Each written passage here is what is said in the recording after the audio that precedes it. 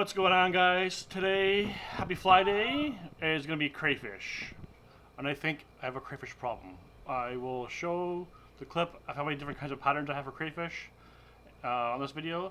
I've pretty much tried them all over the years, and now I'm down to like 3 or 4 different kinds.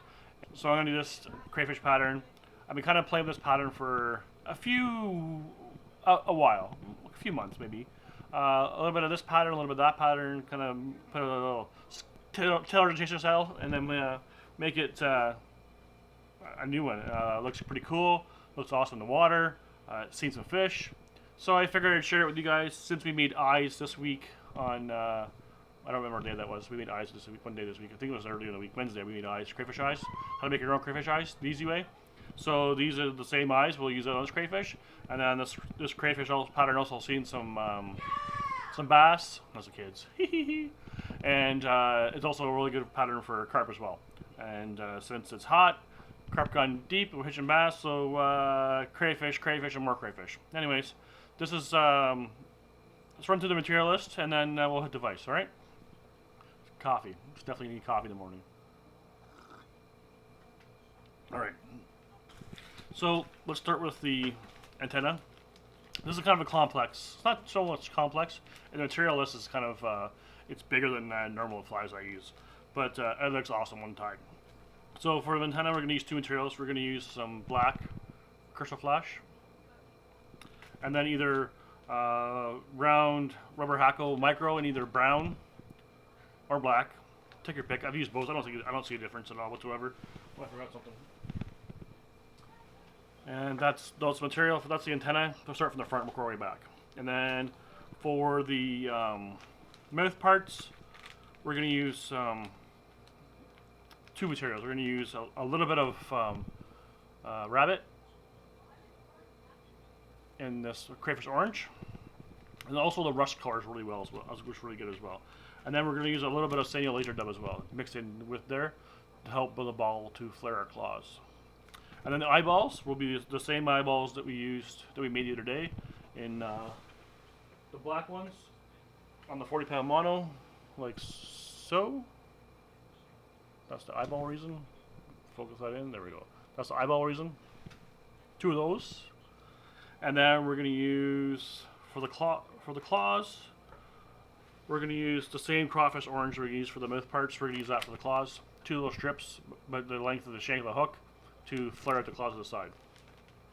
And then for the body, oh wait, first things, orange wire to hold everything together, the ribbing. And then for the legs, we're going to use this ringnet pheasant. See that really good? Ringnet pheasant in orange. The shell back, furry foam. That's right, I said furry foam. Cut to a little wider than the hook gap is to make the shell. And now the body. The body now we're going to use Cohen's carp dub, spun double loop, and then pick up the rubber legs to add extra legs. So, and then for the dumbbell, we're going to use either a small or a medium brass dumbbell. You can use one with eyes or no eyes, whatever you want to do. It's up to you. And for the hook, we're using the Mustad Deer Hair Signature Series C52S number 2. You can use it number 2 on number 4. Once you get down to like the smaller sizes, it gets more difficult to with the furry foam, and then I change over to like a thin skin or some other material. But the furry foam in that 2 to 4 range, maybe a 6, depending on how big the hook gap is, will be definitely the go-to. So that's the material list. I'll have some coffee and then we'll hit device.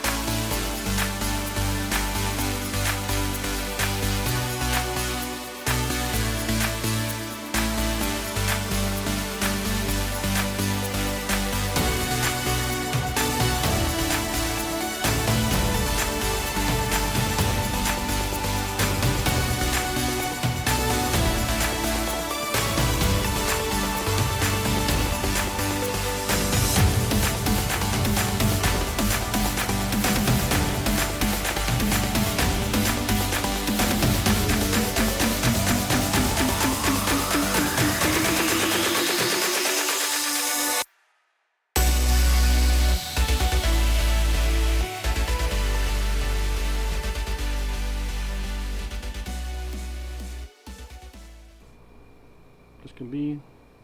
And then we're going to make a little tail for crayfish tail, right about there. And you can trim off the corners if you want, make it extra crayfishy. And then we're going to wet finish.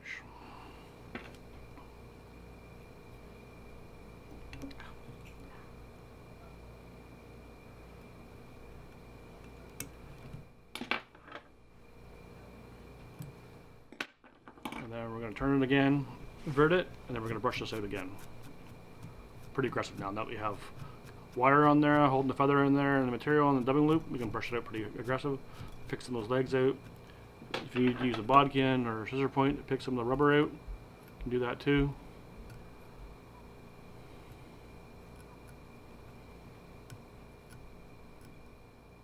Just extra buggy crayfish pattern.